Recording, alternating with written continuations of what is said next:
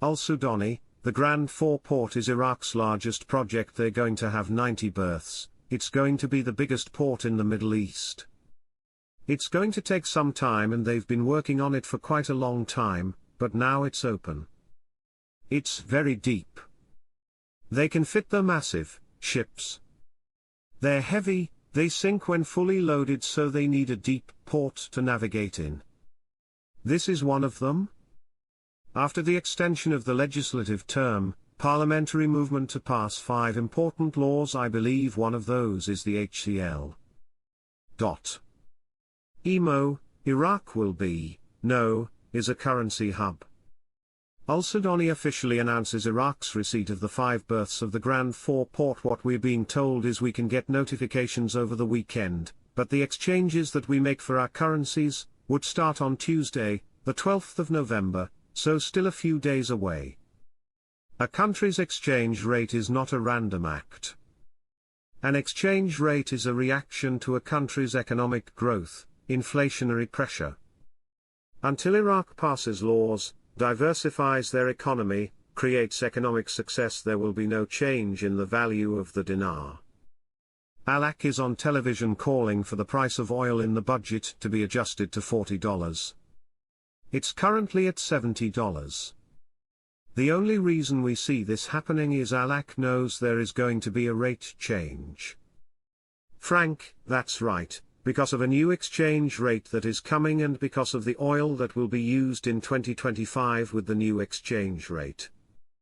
Iraq increases its gold holdings and ranks 3rd in the Arab world. Quote, Iraq increased its gold holdings to 152.6 tons, after it had held 152.5 tons, which represents 11.5% of its remaining reserves. Isn't that interesting? Sudani was overheard saying they planned to have the revaluation completed, everything done by Victory Day, which is December 10th. This is from a number of folks in parliamentary finance who heard the comment. This means they have to go soon if it's to be completed by December 10th. Iraq intends to increase the International Monetary Fund by equivalent of 1.45 trillion dinar.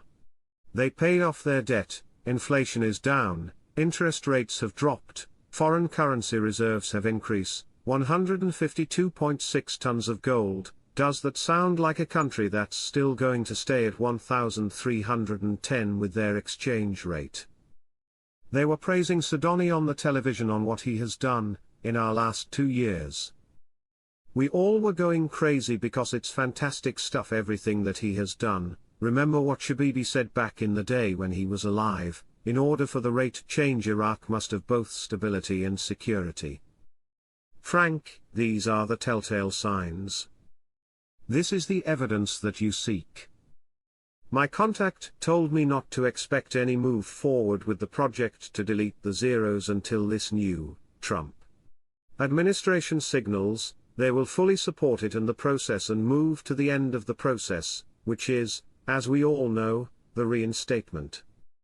Remember, we don't go to the bank until the reinstatement back on Forex occurs, the end of the process. This is a 3-day weekend for Veterans Day. Marks, there is a lot of anticipation for this weekend. On the 10th there's going to be a collision of some very important heavy particles that require the monetary reform exchange rate. On the 10th they're all coming into a collision. I think they're going to give birth to new elements, maybe lower notes, maybe a float. Maybe the digitization of the electronic float. A lot of things might be happening, but not before the 10th of this month. The Prime Minister's advisor for Transport Affairs, Nasser al-Assadi, announced that the Four port is ready to receive the first commercial ship.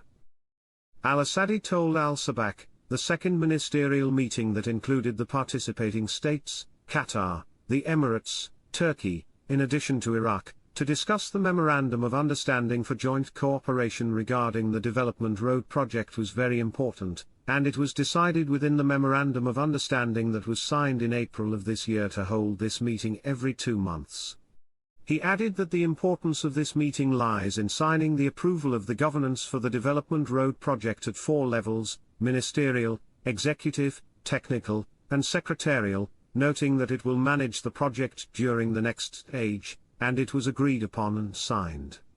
Al-Assadi explained that there is an important issue in the development road project, which is reaching an advanced stage in the initial designs and completing the railway designs by 100% and placing the train and its specifications, in addition to completing 84% of the expressway designs, and the rest of the service corridor is in the hands of the sectoral authorities to develop the investment vision in this field. He also announced the completion of the 5 docks of the port, and it is likely that the first commercial ship loaded with containers will dock at the port for inspection and testing, and the construction of the submerged tunnel has been completed, and there are no problems or leakage after it was inspected by the existing company and specialists, and it is in the process of being prepared to be pulled and submerged inside the Khor al-Zubair tunnel.